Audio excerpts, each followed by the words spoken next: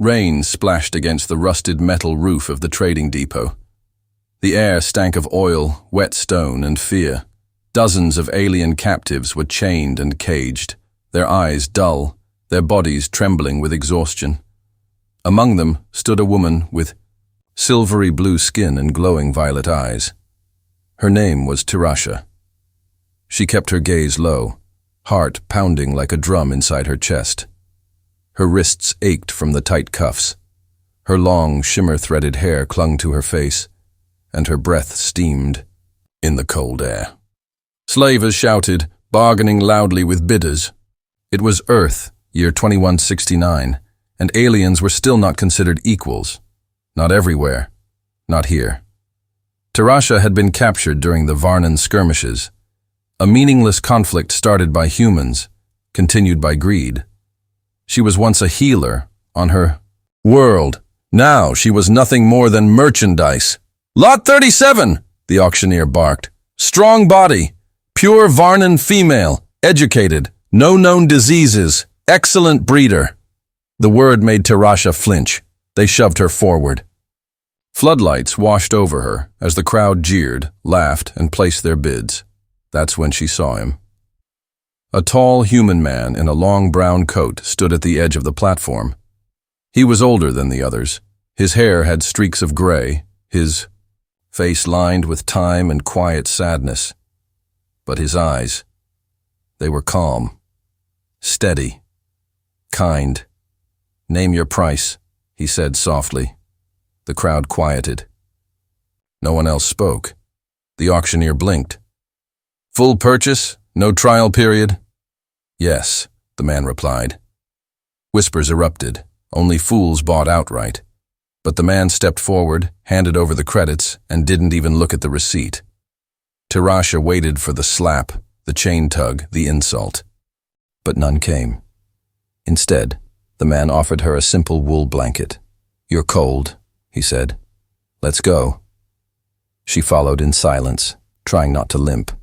They left the market through back streets, far from the noise. He helped her into a small, ground vehicle and started the engine. As they drove, she stole glances at him. His face was worn but not cruel. His hands were scarred but gentle. "I'm Orvin," he said finally. "I live just outside the city. Quiet place. No one'll bother." "You there?" Tirasha didn't answer. She curled in the seat, clutching the blanket like a shield. He didn't force her to talk. When they reached his home, a modest stone cottage surrounded by forest, he parked and opened the door for her. "You're safe here." She didn't. Believe him? Not yet. The inside smelled of old wood, tea, and warmth. There was a fire burning, soft yellow light filling the room. "I'll show you your room," he said, voice low. "There's hot water. You can bathe. Clean clothes are in the dresser." Still, Tirasha didn't move. Orvin didn't pressure her. He simply set down a cup of something warm and left the room. Minutes passed, then an hour. She waited for the yelling, the control collar, the night chains. But none came. At last, hunger and cold forced her hand. She drank the tea, sweet and gentle, and tiptoed down the hall. The room was real. The bed was soft. The bath steamed like a dream. She cried while she washed, not from pain, but because, for the first time in months, no one was hurting her, and she didn't know why. Tirasha woke to the sound of birdsong. It was gentle, unfamiliar. The morning light slipped through the curtains, soft and golden. For a moment, she didn't remember where she was. Her heart jumped, expecting the sharp crack of a door, a whip, a voice shouting commands. But nothing came, only the smell of something warm, bread maybe, and the quiet hum of a kettle boiling. She sat up slowly, her silver blue skin still damp from the bath last night. Her hair was brushed and soft now. The clothes left for her were simple, cotton pants and a warm sweater that felt like clouds on her skin. They smelled clean, like cedar and air. Her bare feet padded across the wood floor as she crept toward the kitchen. Orvan stood there, back to her, cooking. He didn't turn when she entered, didn't say anything, just flipped a pancake and poured tea into 2 mugs. "I didn't know what you liked," he said finally, voice calm. "But you look like someone who needs breakfast." Tarasha remained at the doorway, unsure. "You can sit or stand," he added, placing 1 plate on the table. No orders, no demands. Her stomach growled at the smell. She stepped in, slow, like approaching a wild animal. Her fingers hovered over the chair before she sat. The food was warm, real, no nutrient paste. No leftover rations. He sat across from her, sipping his tea, watching the window. Not her. They ate in silence. Halfway through, Tarasha finally whispered, "Why?" Orvan looked at her, not startled, just quiet. "Why what? Why did you—" "Buy me." He took a moment before answering. "Because I'd seen enough of those markets, and I'd seen enough pain in my time." He didn't elaborate, but his voice carried weight, like a man who'd seen war and walked away broken. "I couldn't save all of them," he said, "but I could save one." She stared at her plate. "I'm not worth that." "You are," he replied. "Even if you don't believe it yet." No one had ever spoken to her like that. Not even her own kind, before the war. Later, he showed her around the small cottage, the fireplace, the garden out back, the trees with soft leaves that danced in the breeze. "There's no fence," she said, surprised. "I don't cage people." She looked at him. Really looked. He meant it, and that scared her more than chains ever had. That night, she lay in bed, thinking of the stars, of her homeworld, of the healer she once was. Her hands had helped the sick, mended bones, soothed pain. Then came the war, the humans, the fire. She thought she'd lost everything. But now, this strange middle-aged man was offering something dangerous. Kindness.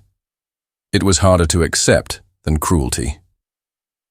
She turned in the sheets, heart heavy and confused, yet warm, so warm. The last thing she thought before sleep took her was, maybe I am not just a thing anymore. The days passed slowly, like gentle ripples on a quiet lake. Tarasha stayed in the cottage, uncertain, but no longer afraid. Orvan never forced her to speak, never entered her room without knocking, never touched her without reason. In his presence, there was only space to breathe, to heal, to be. She found herself watching him often, how he tended the garden, how he fixed the fence even though no one would come, how he sat on the porch with a book and tea each evening. He moved like someone who had carried heavy things for a long time but had never let them crush him. One morning, she helped him water the plants. Her hands shook at first. She expected him to bark at her, correct her, treat her like property. But he just smiled. "Those ones like morning light. You've got a healer's touch, I can see it." Tarasha froze. He knew. She turned her head. Slowly. "How?" "I read your file," he said, not unkindly. "I saw what you did on your world.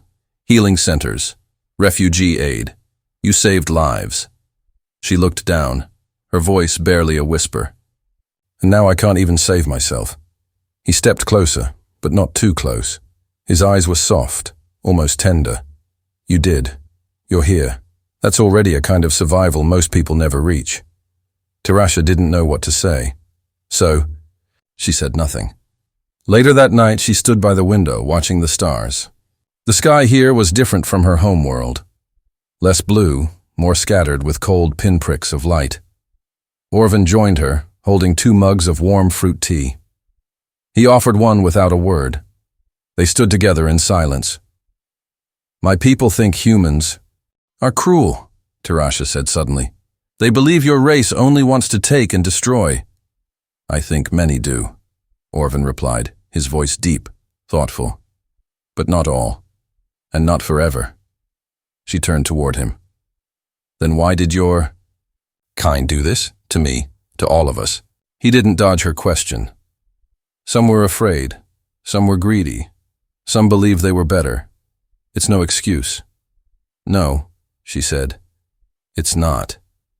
She sipped the tea, its warmth running down to her chest, softening something in her. You don't look at me like they did, she said. I don't see a creature, Orvin said. I see a woman who's been through hell, and I want her to know peace. That word, peace. It broke something loose inside her. A tear slipped down her cheek before she could stop it. She turned away, ashamed, but he didn't come closer. He simply stayed beside her, quiet, steady. I don't understand you, she whispered. You don't have to. Just know you're safe. That night, she didn't close her door. It wasn't an invitation. Just a quiet sign of trust, and Orvin noticed, but he didn't enter. In the middle of the night, Tirasha dreamed of her home world, of glowing rivers and sweet-scented forests, of music carried by wind. She dreamed of her mother's hands and a young girl's laughter. When she woke, her cheeks were wet again, but her heart beat a little lighter. She got up and went to the kitchen, found flour, fruit, and oil. Her hands moved on their own, mixing, kneading, remembering. By the time Orvin came in, rubbing his eyes and yawning, the table was filled with sweet cakes and spiced bread. His eyes widened. Did you? I remembered how, she said, voice low but steady. He smiled in wonder, like she'd performed magic. She looked at him for a long moment, then said, You're not like the others. He tilted his head. That's good, I hope. She nodded. It is. And in her heart, something unfamiliar bloomed, something dangerously close to warmth. The days turned to weeks. Tirasha no longer flinched at shadows. She laughed, soft at first, like a breeze through leaves, then louder, freely. She cleaned the cottage without being asked. She planted herbs outside, humming tunes from her world. And each night Orvin listened, quietly letting her fill the silence. One evening they sat beside the fireplace. A storm rumbled outside, rain streaking down the windows. Orvin handed her a blanket and stoked the fire higher. Tirasha leaned back on the couch, close but not touching. The warmth between them was no longer just from the hearth. She looked at him. Really looked.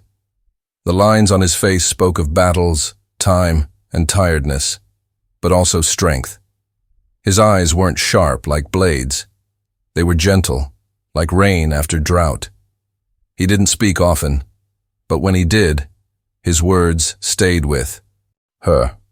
Orvin, she said quietly. He looked over. If I asked you something, would you answer truthfully? Always. She paused, then asked, Why are you alone? He took a slow breath. My wife died. Many years ago. We never had children. After the war, I came here. I didn't want to be around people who forgot what we'd done. You didn't forget. No. Some things shouldn't be. She looked down at her hands. You carry your pain quietly. So do you. Their eyes met. There was no pity there. Only understanding. After a moment, Tirasha said, My people believe touch can carry emotion, that our hands hold truth more than words. Orvin nodded. I believe that. Then, may I? She reached forward, hesitating. He didn't move, but he didn't pull away either. Her fingers touched his, just fingertips, skin to skin. A quiet shock passed between them. Not electricity, not magic. Something deeper, something real. Tirasha smiled, just a little. You're warm. So are you, Orvin said softly. They sat like that for a long time. No need for more. Later, when they said goodnight, she lingered at her door. You've given me more than freedom, she said. Orvin tilted his head. You've given me back. Myself. He smiled, quiet and full. You've given me something too, Tarasha. She looked into his eyes. What? Hope. That night she couldn't sleep. Her chest ached, not from fear, but from a strange yearning. She missed being near him, missed his quiet breathing, the sound of him turning pages, the way he stirred tea with a spoon 3 times exactly. She got out of bed, bare feet on the wooden floor, and walked to his room. The door was slightly open. He sat inside, reading. He looked up, not surprised. Tarasha stepped in. Her voice was soft. Can I stay? Orvin set the book down. Only if you want to. She nodded. He didn't touch her. Didn't reach. Just scooted over and made room on the bed. She lay beside him, not close, not far, her head on the pillow, his presence near. No chains, no cages, just warmth, and breath, and quiet, steady heartbeats. And for the first time in years, she fell asleep without fear. The sun rose slowly the next morning, casting soft golden light through the window. Tarasha stirred first. She blinked at the ceiling, momentarily unsure where she was. Then she remembered. The warm presence beside her. The quiet house. The gentle safety. She turned her head. Orvin was still asleep, face relaxed, one hand resting near hers. So close. She smiled, small and real. Quietly, she got up, letting him rest. She moved through the house barefoot, touching things as if seeing them with new eyes. The bookshelf, the mugs, the worn chair he always sat in. This place, once strange, now felt like home. Later, Orvin joined her outside. He brought 2 mugs of tea and passed one to her without a word. They sipped in silence. The garden bloomed around them, bright, bold colors painting the morning. A few bees buzzed lazily. Somewhere a bird sang. Tarasha broke the quiet. I used to dream about flying away from the cages, but now I don't want to leave. Orvin looked at her, not with surprise, but with understanding. You don't have to, he said. She smiled. And if I stay, would it be as your guest, or something more? He was quiet for a long moment. Then, very gently, he said, as whatever you wish to be. She turned toward him fully. Her eyes shimmered, not with tears, but with choice. I want to be yours, she said. Not owned, not bought, just yours, if you'll have me. He reached out, brushing a strand of her hair behind her ear. The touch was tender, careful. I've been yours since the day I saw you standing in that auction house, eyes full of fire, even after everything. Tarasha stepped closer. She touched his chest, feeling the steady beat beneath her hand. Then kiss me, she whispered. Orvin did. It was slow, gentle, filled with meaning. Not hungry, not rushed, just the meeting of 2 souls who had wandered too long alone. When their lips parted, she rested her forehead against his. You're not young, she teased softly. He chuckled. No, but I love deeper now. And I'm not untouched, she said, voice serious. Neither am I, he replied, cupping her cheek. But that just means we've survived. Together, we can start something new. They stood there as the wind danced around them. No chains, no cruelty, just 2 hearts learning how to love again. Months passed. The cottage grew fuller. Tarasha added colors from her world. Curtains woven with shimmering thread, strange glowing plants that hummed in the dark, soft music that filled the air with calm. Orvin added shelves, built her a workshop to make medicines again. She healed the sick from nearby villages.